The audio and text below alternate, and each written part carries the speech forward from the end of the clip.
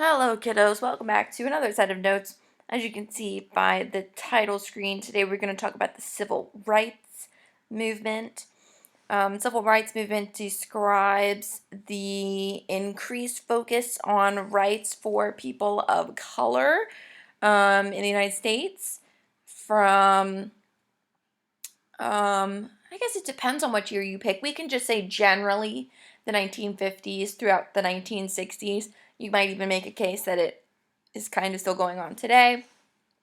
But we are going to focus our attention on the 50s and the 60s and some of the landmark legislation that comes as a result of a number of protests and such during that time. So let's set the stage up for the civil rights movement. Throughout the Cold War and before the Cold War as well, Black Americans were fighting for rights equal to those of white Americans. Now, a lot of people would make the case that, oh, they are already equal according to the Constitution, right? We abolished slavery. We granted citizenship rights to people of color. The 15th Amendment gave black men the right to vote, and then with the 19th Amendment, now all women have the right to vote. So on paper, according to the Constitution, there is equality between people of color and white people. But unfortunately, these laws were not always enforced. Just because it's a law on the books doesn't mean it is actually being actively enforced and consequences being given if it is not followed. Particularly state governments, but also local governments would find ways to try and limit rights based on race. And we see that the largest in voting rights, particularly in the South. We've mentioned these before, but just some reminders. Things like Jim Crow laws, things like black codes kept black and white Americans apart. Remember, we call this segregation, right? It even kind of sounds like separate. Segregation, separation, segregation, separation. That's what it's all about, was separating white Americans from people of color. And this was in almost all aspects of life. Separate schools for black and white children. Restaurants would have separate seating sections for customers depending on their race. Separate pools for people of color and white people. Even beaches sometimes they would put up a rope or marker in a beach, and one half of the beach would be the white beach, and one half of the other half of the beach would be the beach for people of color. Sections in movie theaters, and so all of this is all around them.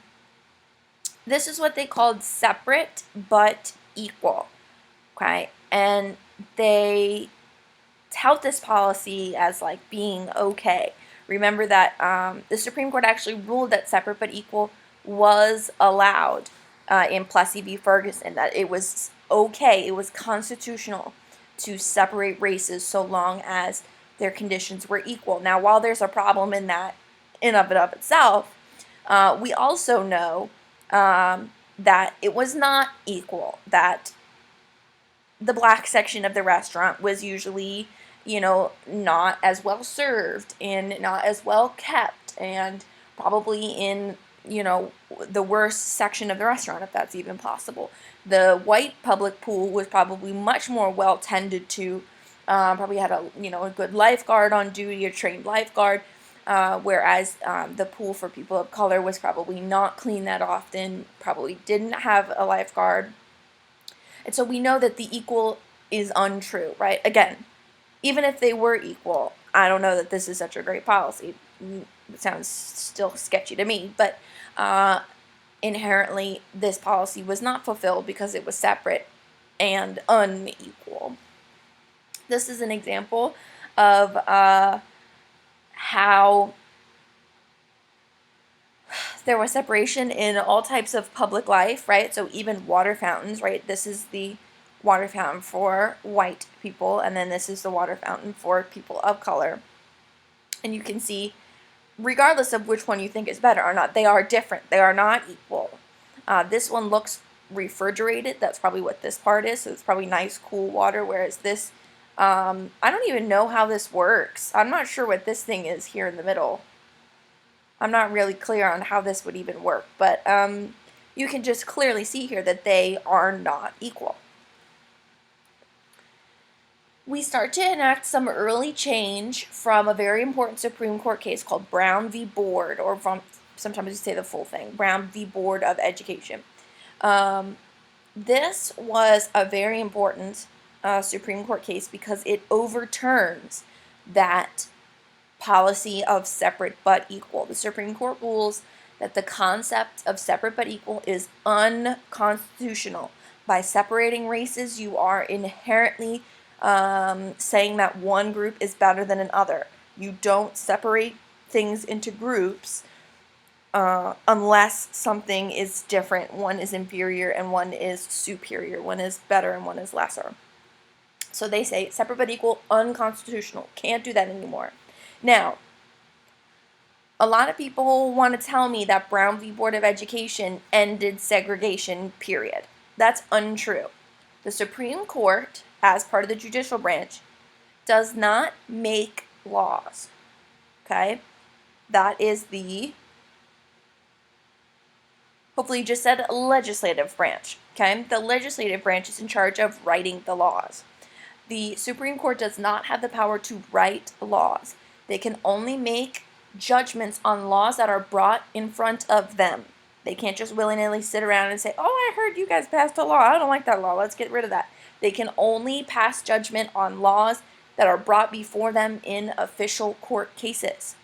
Because Brown v. Board of Education only relates to education, the change that the Supreme Court Brown v. Board of Education case made was that separate but equal was unconstitutional in schools.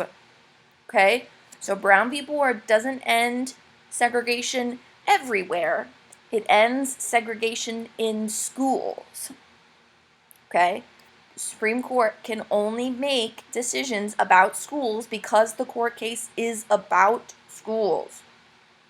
Now, other court cases in the future, they could draw upon this as an example, right? So if they wanted to desegregate, I don't know, whatever, any public place, right? If they are filing a lawsuit about segregation and discrimination based on race in movie theaters or whatever, they could say, well, hey, look, the Supreme Court already ruled that separate but equal was unconstitutional in schools.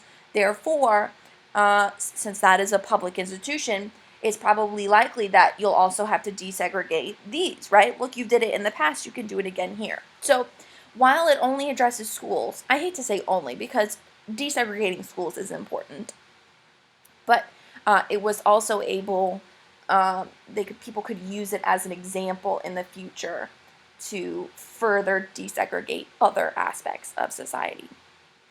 I've been using the word desegregate. We could also be using the word integrate. Okay? Integrate is the opposite of segregate. Segregation is separation of races. Integration is a mixture, mingling of races. So integrated schools have white students, black students, Hispanic students. That's a question I get a lot during civil rights movement notes.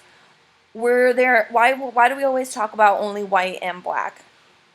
We didn't have a huge population of any other ethnic groups, really. It really was mostly white and black. Now that's different depending on what part of the country you're in. The West Coast tends to have more Americans of Asian heritage, various types of countries from Asia, because any immigrants coming to the United States from Asian countries obviously cross the Pacific to come to the West Coast. Southern states tend to have greater Hispanic populations because they're closer to Central and South America. So it just depends on what region you're in, but at the time, it really was mostly white and black. So that's why we don't mention other minorities, other ethnic groups that much. That's why. So, because of this Supreme Court ruling, many school districts across the country are required to integrate, but they don't want to. Okay? They don't like being told, hey, you have to do this. So, we have a couple of changes that pop up.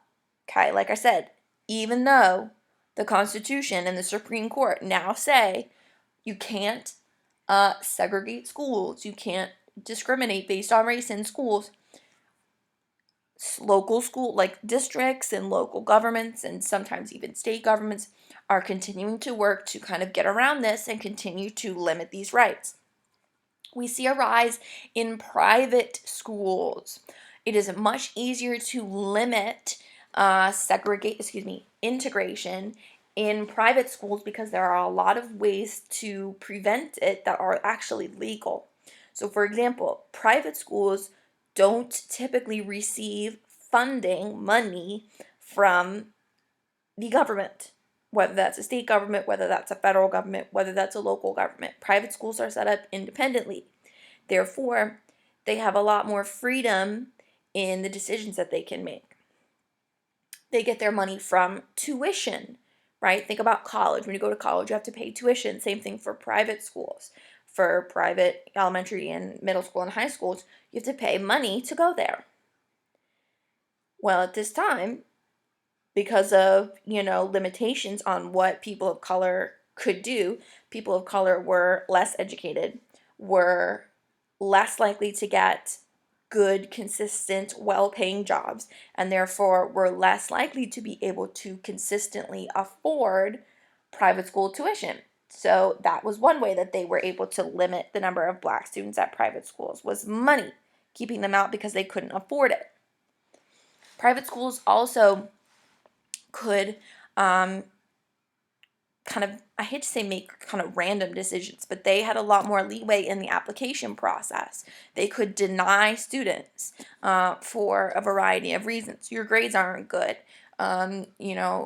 We don't like your extracurricular activities that you take. We don't feel like you would be a good fit here. So it's much easier for them to say, no, you can't come to the school to black students and keep essentially a segregated school, even though they're pretending that it's integrated, right? Oh yeah, we integrated. There just weren't any black students that could pay the tuition and would be good enough to go here.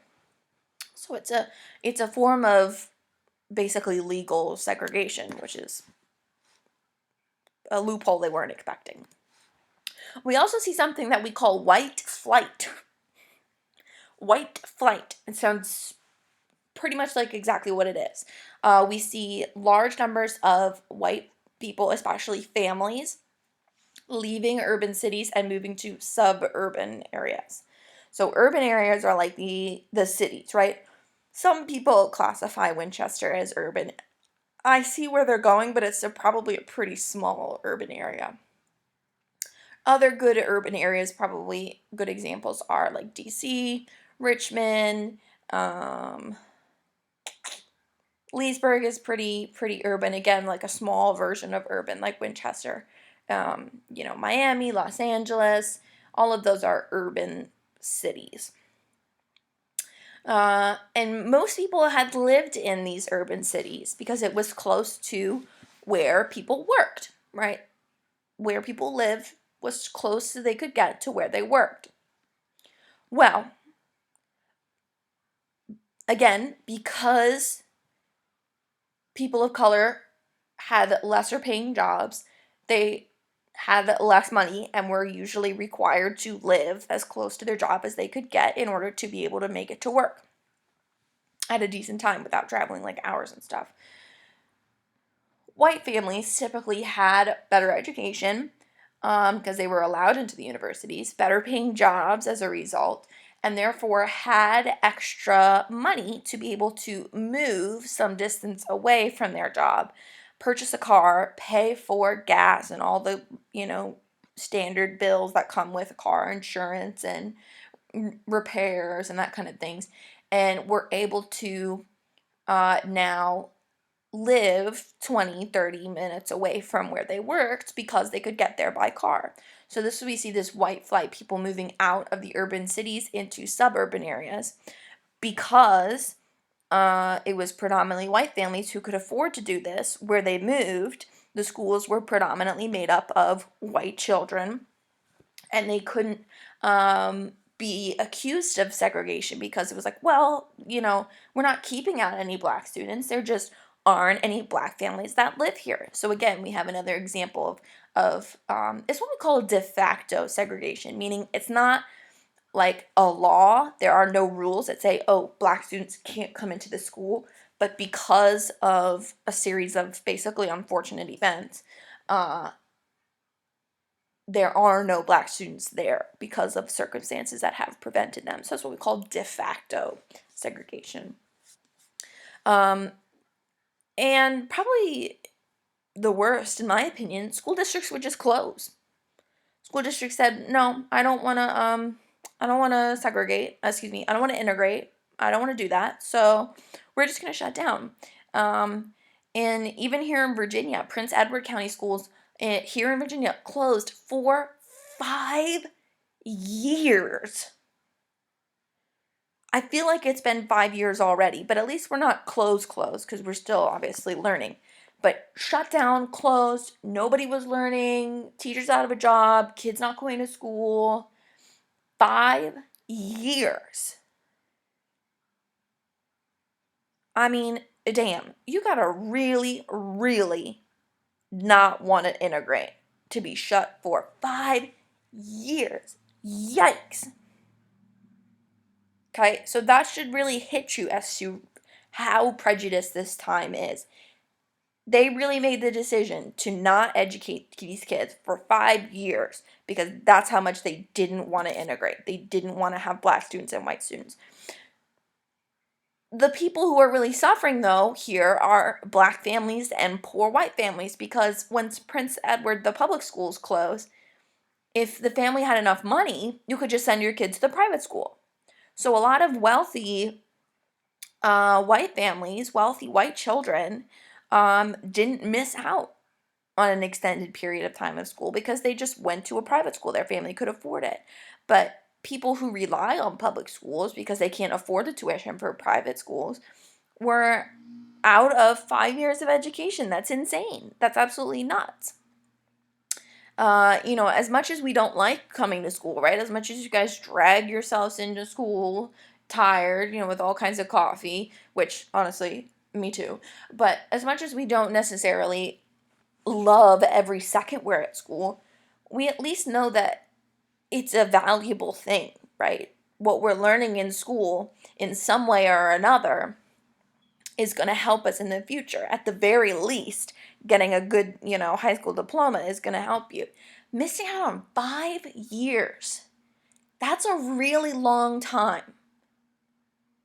Okay? If we think about it, okay, what are you, 13 in the 8th grade? Plus 5 years is 18 years old. Once these schools reopen, they got 18-year-olds in middle school. Okay? That's a big time that we're missing out. So this is a really big deal. People took this very, very seriously. Through the civil rights movement and the kind of push for education, integrated education, and other things, we have a number of very strong black leaders. I have one white guy in here that the SOL wants you to know. I didn't take him out just because I didn't feel like changing my PowerPoints. But the SOL mentioned him, and you're not taking it anymore. First on our list is Barbara Johns. Barbara Johns is actually a really cool person. She began her kind of career, I guess, as an activist for equal rights and equal education here in Virginia when she was just in high school. She was a high school student herself, and she looked around and said, this ain't right. This is not okay. It's not okay that the black school has 20-year-old textbooks and everybody's in one room and the windows are broken and there's no heat, where the white school has multiple rooms and brand new materials and is well kept and well repaired. She said that's not okay. And she actually sued her school district, and she was a part of the Brown v. Board of Education. Her court case was kind of lumped with that one up with other court cases and stuff. So that's pretty cool. young high school student. She said, "Nope, we're not doing this. We're gonna fight for integration." And she was a very influential leader during this time here in Virginia. Some other important Black leaders we need to know is Thurgood Marshall. You may have heard his name.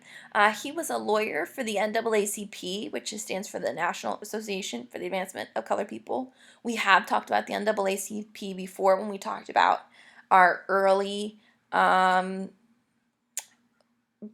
basically, civil rights activism with Booker T. Washington and W.E.B. Du Bois and Ida Tarbell. Ida B. Wells. Got my Idas mixed up. Don't know too many Idas, but I keep getting them mixed up. And he served as a lawyer for that organization. So basically, his job was to handle the actual physical legal cases for addressing things like Brown v. Board, right? Making sure that they had, good legal support and a good lawyer in court. To handle all of the complicated goings on of that. He also gets nominated to the Supreme Court. He was the first Black Supreme Court justice. He has passed. I'm pretty sure he is dead at this point. Now I can't remember. Is he dead? Let's find out. But I'm pretty sure he's dead. Thurgood Marshall. Yep, he died in 1993. I knew it. But that was a really big deal for him to become the first Black Supreme Court justice. That was pretty cool. Some other people we need to know: Oliver Hill. Again, this is somebody who is more minor. He was a lawyer. He was basically doing Thurgood Marshall's job here in Virginia, and helped fight for equality and integration here in Virginia. A more minor character on the grand scheme of things, but again, the SOL brought him up, so I put him in here. Something we don't have to worry about now, though. We also have Earl Warren. This is the white guy that I told you about. He was the Chief Justice of the Supreme Court at the time of the Brown v. Board of Education decision. And he actually very heavily supported integration and put out this, hi Noodle, put out this, what's the word I'm looking for? Concurring opinion. So he basically published the statement saying, I think that we should, integrate, and he was basically explaining his reason. Sorry, I got really distracted because my cat is climbing all over me. What are you doing? What are you doing? Okay. I put these two guys on the same slide. I've already said this. I'm going to say it again. The SOL brings them up. Earl Warren's probably a little bit more of a major character than Oliver Hill. But anyway, Earl Warren goes on to head the Warren Commission, which studied JFK's death, his assassination, and it was kind of crazy. But that's more than we need, and also doesn't fit here. So moving forward, our civil rights movement. The NAACP was probably the lead organization, although not the only organization, to fight for equality for people of color in the United States. And we also have a name we haven't mentioned yet, but probably the one you know the best, Martin Luther King Jr. He wasn't really a part of any organization. He had some work with some minor organizations, but he pretty much kind of did his own thing, and helped to fight for equality. Martin Luther King Jr.'s kind of philosophy, his ideas were all about non-violent protests. He was very much so not violent. He did not support violence, obviously against people of color, but he didn't support violence in forms of protest. So he pushed for things like marches, sit-ins, which is where you sit somewhere you're not supposed to be and just stay there as a form of protest, boycotts. A boycott is when you don't buy an item or buy from a particular store or place in order to make a protest. Even if you were attacked through these protests, MLK says you cannot fight back. Even if somebody is attacking you as you're marching, okay? You cannot fight back. Now, this sounds crazy. It sounds like, well, why can't I protect myself? He says that's not the story that they're going to publish. Okay, it's all about what people hear. And if you start to fight back, somebody's going to snap a picture of that, and the headline is going to read, you know, black teenager assaults upstanding white citizen. It's not going to read black teenager defends himself against vicious, unwarranted attack. So he says we have to manage, what people see, because we have to be very conscious of the fact that it is going to be biased towards people of color. Okay, I have a picture for you here. This is what a sit-in would look like, and they're obviously receiving quite a bit of pushback. So these children, teenagers, are a sit-in. Yes, this guy is black. I always get that question. People tell me he looks white. Actually, I don't know. It wasn't unheard of for white Americans to obviously support the civil rights movement as well. So he might be white. I don't know. But this is a sit-in. So they're sitting at the white counter of some sort of diner established, the hot donut department. I don't know what that even means. But anyway. And you can see people are pouring things on them. He's got sugar, some sort of syrup or ketchup on his head. They're pouring salt or sugar on her. Okay. And a lot of you might be thinking, well, I could stand that. But it's much more sinister than that.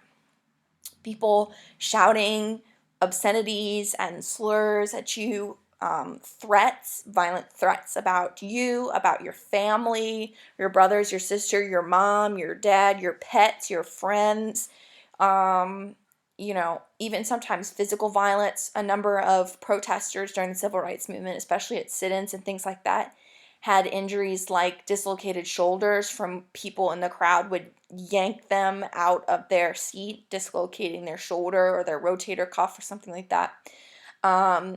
It wasn't unheard of. This gentleman up here is smoking a cigarette. It probably wouldn't be unheard of for them to put the cigarette on the protesters and give them cigarette burns. That's not out of the realm of possibility. So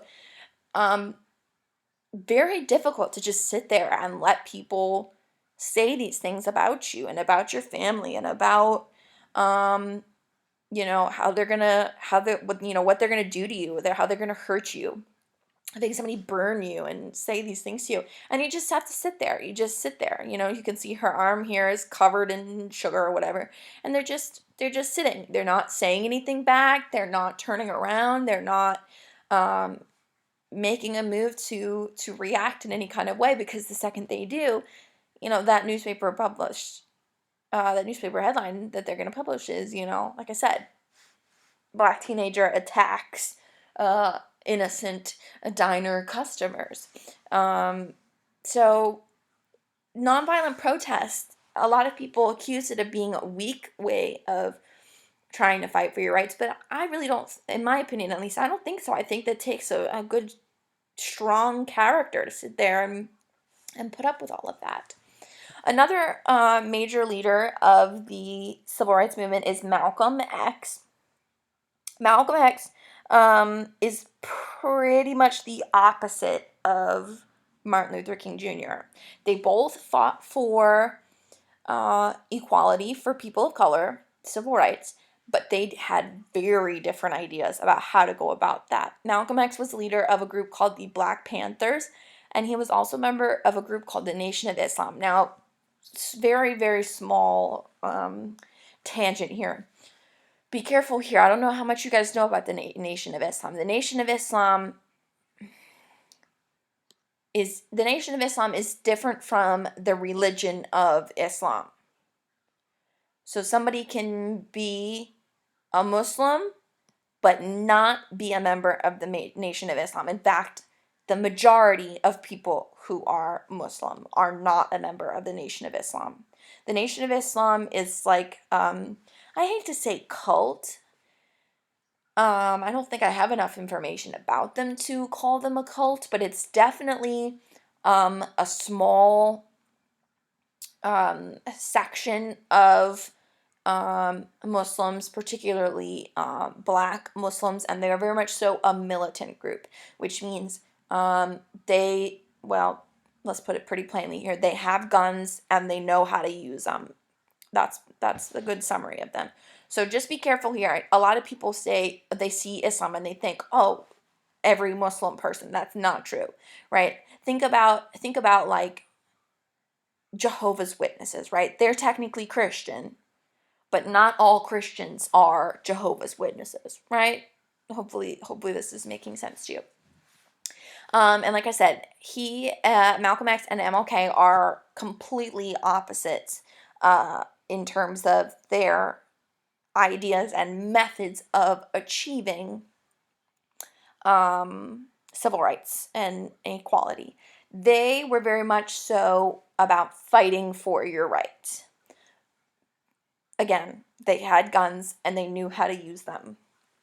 They were very much about making sure that you were aware of what your rights were, and if your rights were being infringed, which means taken away or not being like allowed or fulfilled in any way, they believed that you had the right to do something about it, up to and including physical violence with a weapon. They were particularly known to attack police officers. They often called them pigs. And they were, like I said, they were very much so militant. They were very well armed. They were trained to fight and use weapons, and they often did. This, I'm not going to show you. You can watch it on your own. Is a clip from Forrest Gump. Forrest Gump goes to a basic Black Panther kind of meeting slash headquarters, I guess, where he gets into a fight with that guy that was dating Jenny at the time. But anyway, and you can hear the guy, the member of the Black Panther, talking about the Black Panther Party and what they believe. If you ever have time, go watch Forrest Gump. It sounds weird, but Forrest Gump is actually pretty historically accurate if you take out Forrest Gump. It does a pretty good job of kind of lining up the events of the time period in a well-organized way. So if you watch Forrest Gump and then pretend you watch Forrest Gump with no Forrest Gump in it, like the character, is a pretty decent lineup. It talks about the Vietnam War, it shows Nixon, it shows Watergate scandal, which we'll get into, and all this kinds of stuff. But anyway, also fun fact, Stanley Hudson from The Office was a Black Panther. I think it was the episodes where they were talking about, it was like the weight loss episodes when they're trying to do the company weight loss thing, I think. But he ends up showing a picture of him and his friends from when he was younger, and it's a picture of him and Black Panther. Stanley Hudson was a member of the Black Panther, which is really, I didn't even notice it until like the third time that I watched it. I was like, oh my God, Stanley Hudson, Black Panther. Anyway, this is Malcolm X over here. And these are photos of the Black Panthers. You can see they're dressed in kind of military style. This kind of sideways beret is a very militaristic style, which kind of lends credence to, gives them kind of further example of how the Black Panthers were a militant group. And you can see here that they are staging a protest, and they are definitely armed. No shortage of weapons here in their protest. Again, with the berets. Okay? So those are the Black Panthers. Let's go back to Martin Luther King Jr., our peaceful protest. Let me say something. They didn't necessarily just walk around shooting everybody, right? This might even be considered a peaceful protest because, like I said, they're not actively shooting anybody. I feel like we've seen images very similar to this in the news lately. They didn't necessarily advocate just walking around shooting up everybody. But whereas Martin Luther King Jr. said never enact violence, even if you were being attacked, the Black Panthers are very much so. If somebody is hurting you, either physically or by infringing upon your constitutionally granted rights, fight for them. So that's their difference. Okay. I just want to clarify that. So, Martin Luther King Jr. organizes a huge protest to march to the Capitol in order to push for equal rights. And this is the famous Martin Luther King Jr. thing. It becomes known as the March on Washington. The full name of it was the March on Washington for Jobs and Freedom. And they basically, wasn't a super long march. They marched from the Washington Monument in D.C. to the Lincoln Memorial, also in D.C.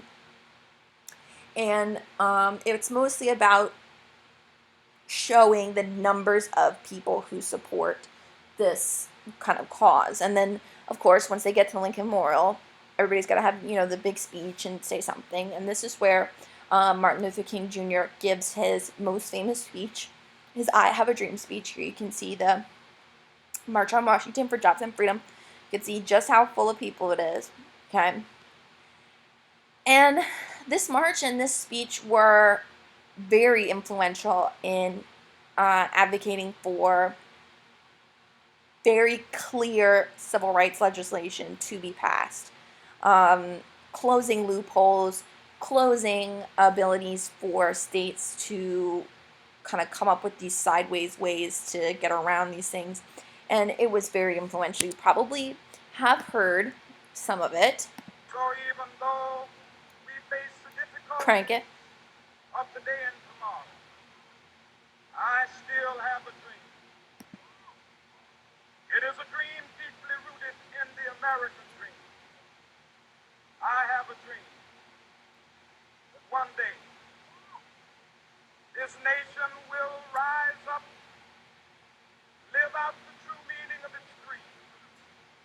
We hold these truths to be self-evident, that all men are created equal. So he's pulling on there. He's pulling on the Declaration of Independence. We've seen that before with Abraham Lincoln in the Gettysburg Address during the Civil War, right? All men are created equal. So he's saying it's been written there. It was written there, 1776, friendo. All men are created equal. So he's kind of pointing on that. And the speeches, you can go on and watch it. I just found this on YouTube. You can go on and watch it, but that's just a little clip there for you. But a hugely influential speech. And obviously, I'm sure you guys knew it before I even said it, showing you how influential that speech was, how well remembered it was. After the March on Washington, there are two pieces of legislation that are passed in 1964 and 1965. Lyndon B. Johnson passes the first one, which is called the Civil Rights Act of 1964. Lyndon B. Johnson gets credit for these two pieces of legislation, this one and then the next one I'm going to talk about, because he was president when they were signed. But actually a lot of the work was done while JFK was president. So I don't know who you want to give credit to. Like I said, technically he's the president that signed them into law. So there's that. The Civil Rights Act of 1964 makes it officially illegal to discriminate on race, ethnicity, gender, or religion. So we kind of lumped a lot of stuff in there, not just race and ethnicity. So a bunch going on in there. And this also requires that all public places have to be desegregated, have to be integrated. And those are things like movie theaters, restaurants, public pools, schools we already covered, etc. So this was a huge piece of legislation. We're not done though, okay? Obviously things don't change immediately and there's still discrimination, something that was left out of the Civil Rights Movement of Civil Rights Act of 64, voting. So we got to talk about voting now. MLK keeps working and he organizes another march in Alabama this time, farther south, okay? He creates this march. He decides and plans out this march. They're going to march from a relatively small town, not super small, but anyway, Selma, Alabama, to the capital city of Alabama, Montgomery. And this time they are working on protesting for full, unrestricted voting rights for people of color, especially in the South. Consistently over the years, people of color had been disenfranchised. That is a big old fancy word that means they weren't allowed to vote for a variety of reasons. Again, the Constitution says that with 15th Amendment that black men were allowed to vote since they were granted citizenship, and then 19th Amendment grants all women the right to vote. So black men and women as citizens of the United States had the right to vote, but they were prevented from exercising their right to vote through things like poll taxes, literacy tests, and just general voter intimidation. If we were in class, I'd have you take a literacy test. It has never been passed by any of my students ever. Poll taxes we've mentioned before, but if you're poor, you're probably going to spend your money on making sure you and your family have food and a house instead of voting. So that was a way of doing it. Also, they made poll taxes very complicated because, so if you didn't vote for the first couple of years after you turned 18, by the time you decided to register, you had to go back and pay poll taxes for all of the elections that you had missed. Okay, so that stacks up. And you would have to often, and especially older times, they would give you a receipt. You'd have to keep that receipt for months until election day. And people will try and trick you out of getting your voting receipt, your poll tax receipt. Literacy tests were only given to people of color and were often very difficult to pass, like designed to be failed. They would be things like some common ones were, explain the preamble to the Constitution or whatever. And even if you studied, there wasn't like an answer key. It was up to the voter registrar to say, yeah, you passed it, or no, you didn't. So if that voting registrar didn't want somebody to pass because they were black, he could say, no, you didn't explain it well enough. You got denied the right to vote, and you couldn't do anything about it. And like I said, just general voter intimidation, voting, like polling places, people would just sit outside and try and intimidate people of color away from voting. At the registration office, they would try and, intimidate people. So it was just all kinds of ways that they limited people of color exercising their right to vote. Now, this march from Selma to Montgomery, though, goes horribly wrong. We actually were going to watch the movie about this march after the SOL. If you find time, it's a fantastic movie. It's just called Selma. It is historically accurate, so it does obviously use words that we don't use anymore, and it, in my opinion at least, pretty accurately shows historically accurate depictions of the event. So it can be an intense movie, but it is a pretty good one. So if you find time, go watch it. It's called Selma. But anyway, so the marchers are setting out from Selma, heading to Montgomery. They don't get very far because policemen block their path. They were crossing a bridge, and policemen are preventing them from crossing the bridge. And they were told to turn around, and the marchers did not. They were all on the sidewalk, and they said, we're not, obstructing the flow of traffic or anything. We're not doing anything wrong. We are just walking. You have to let us walk. And they were attacked by the policemen. Marchers were beaten. They were tear gassed. They, were trying to obviously flee because they were being attacked, and they were beaten and very severely injured in a number of ways as they were trying to flee. And this day becomes known as Bloody Sunday. Now, this march had been pretty decently publicized, and so there were actually reporters on the scene of this march, writing down their eyewitness accounts and in some cases even taking photographs of what was going on. And these get published. Okay, this is a photograph from the march on Selma.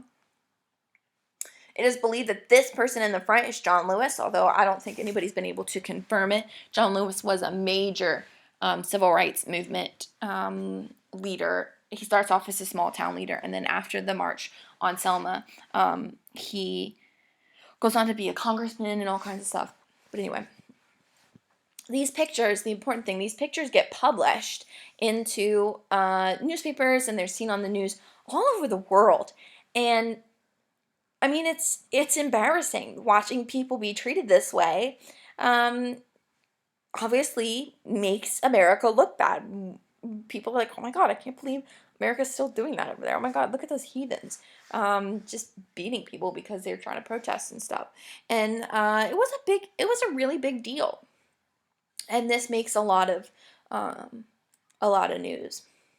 This is another famous photograph from the civil rights movement, although I actually just listened to a podcast about how this picture isn't what it looks like. This kid became kind of like an unspoken leader for the civil rights movement. He's being, you can see, attacked here by a police dog. And originally when the picture published, everybody thought that the police officer was kind of like sicking his dog on him, trying to get the dog to attack him. But it's come out that a lot about this picture is all messed up. This police officer is actually trying to keep the dog off of him. He had just kind of rounded a corner and kind of surprised the dogs, and so he's trying to keep him off of him. And this guy like didn't want to be a civil rights icon. He was like, I skipped school that day to go down with my friends to see Martin Luther King Jr. And like all he remembers about that day was that his parents were mad at him for skipping school. It was a weird podcast, but anyway, this became a very, very famous photograph during the civil rights movement before all that came out. And there's even a statue of it in a park important to the civil rights movement. So kind of a whirlwind of a story there. But anyway, after this Selma March, Congress and Lyndon B. Johnson, sometimes we abbreviate him to LBJ, passed something called the Voting Rights Act of 1965. This is the second of those two that I was talking about. So we have the Civil Rights Act of 64 and the Voting Rights Act of 65. This officially outlaws literacy tests and poll taxes. They are officially illegal now. It was also illegal to discriminate on voter registration forms because of race. So that's a big deal. You have to be registered to vote. So if you were even being discriminated based on your race in the registration process, there was no way you were going to take, need to face intimidation and stuff at the polling tax and that kind of stuff because you weren't even allowed to vote. Why are you biting me?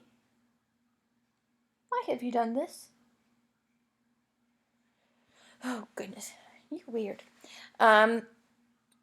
Because of these new restrictions, these new limitations on, not being, no literacy tests, no poll taxes, no intimidation of voter registration, we see a huge jump in the number of Black Americans registering to vote, especially in the South. So, for example, we have huge drives for going like basically door to door and registering people of color who weren't voting before. These kind of drives were called freedom rides. So people would drive down from more northern states. They would drive down to southern states. And like I said, they would just go door to door and say, are you registered to vote? We can register you right now if you like. This is where your polling place will be, blah, blah, blah. Just giving them information about how they can go about voting. Unfortunately, many of the freedom riders, people who were on the freedom rides, were victims of racial violence, lynchings, bombings, etc. They faced a lot of physical violence and danger going on these freedom rides. But they kept going, they kept registering, and we see huge jumps. So in 1965, the year of the publication of the Voting Rights Act, only 8% of Black Mississippi residents were registered to vote. And even then, they might not be actively voting. They're only registered to vote. Only 2 years later, almost 60% of Black Mississippi residents were registered to vote. That is a huge jump in a very short period of time. All because of, like I said, these... Stop. Why are you being a weirdo? I'm trying to teach these notes, huh? Why are you in my business? Voting. All because of these freedom riders and these, removing these limitations of these poll taxes and literacy tests and all kinds of voter intimidation and such. Okay. Now, unfortunately, both Martin Luther King Jr. and Malcolm X were assassinated for this work in the civil rights movement. Malcolm X was killed first. He was killed in 1965, probably by the Nation of Islam because he left and was trying to do this like more peaceful thing. And the Nation of Islam shot him 21 times when he was giving a speech. It was kind of intense. It was pretty much like a hit. It was assassination is a pretty good word for it. They like planned it out and and killed him. And Martin Luther King Jr. was also assassinated 3 years later. He was in Memphis, Tennessee. He had just, I think, given a speech, and he was standing on the second floor of the motel where he was staying. He was like on the little walkway in front of the doors with some of his, I guess, coworkers, and he was shot by a Southerner who was, he was white and he was also mentally ill, and he just kind of packed up all his stuff and like left it at an arcade, and then just was like driving around, and then they finally caught him, and he was like, yeah, I totally did it, and it was just very weird. But they were both killed. Okay. Even though the Civil Rights Act of 1964 did technically apply to Americans with disabilities, we also continue the push for rights for people with disabilities in the United States, especially later on as we kind of move into greater changes in the 70s. In 1973, we officially passed laws outlawing discrimination based on disability, so there cannot be discrimination in hiring or in public services. Now, I often get a lot of questions about this, meaning, do you have to hire somebody with disabilities? So you can deny somebody a job on disabilities if they are like literally unable to perform essential duties. So the example I always give is you can't hire a blind person to be a taxi driver, right? Somebody who is blind is not really able to drive and therefore is unable to perform the essential duties of being a taxi driver, right? But if somebody is able to perform all of the duties of the job, you can't not hire them because of their disability, right? So if they're able to do it and they're a good candidate for the job, you can't say, well, we don't really want somebody who's this, so we're not going to hire you, right? So that's something I get asked about. You also cannot discriminate in public services. So there have to be access points for people with disabilities. So that's why you'll notice government buildings have stairs and ramps to allow for people with mobility issues to enter public buildings, right? Because sometimes stairs can be very preventative from people coming into certain buildings and such. So you'll always see ramps, you'll see that kind of stuff. And even smaller stuff is actually forms of, limiting discrimination. If you think about it, even sometimes handles on doors. So if you'll notice, obviously we're not there, but when you go back to school, you'll notice that the doors to the classrooms have larger handles. They're like wide, long handles. Okay? That's actually designed to limit discrimination for people with minor disabilities like motor issues. Because if you think about it, those wider ones, you can kind of just press on them with an elbow. If they're unlocked, you can kind of push down with your elbow and the door will open. Whereas standard doorknobs, you have to have the motor capabilities to grab onto the doorknob and then turn the doorknobs. You have to have rotation ability as well, and then also put pressure to either push or pull on the door. So it seems like a smaller thing. We take for granted some of our mobility ability sometimes, but that's just lots of ways that we try to limit discrimination in public services. We also try to limit discrimination in education. This is something that if you guys work to become a teacher, I know I did, we had to learn about this in school, in teacher training. This is called the Individuals with Disabilities Education Act. It's abbreviated for IDEA. And this requires that students with disabilities get a free public school education that is supportive and accommodating to whatever disabilities that they may have. So a lot of jibber jabber. This is what teachers really deal with. We deal with IEPs and 504s.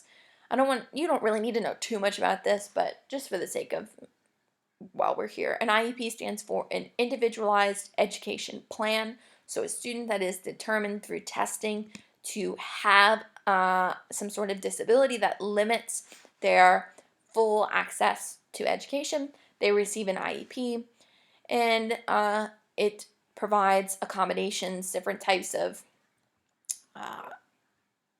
changes to traditional public school education so that they can make sure that they are getting an equal education to students without disabilities. 504s is a little different, essentially the same thing, but different. I know that's not a great thing to say, same but different, but it is. It's just a different kind of form of an IEP. And this is also where we see, training for teachers of special education, teachers' aides, one-on-one aides, and all that kind of stuff. So that's where this comes in the 70s. And that's it for our civil rights movement. Awesome. All right, everybody, have a good day.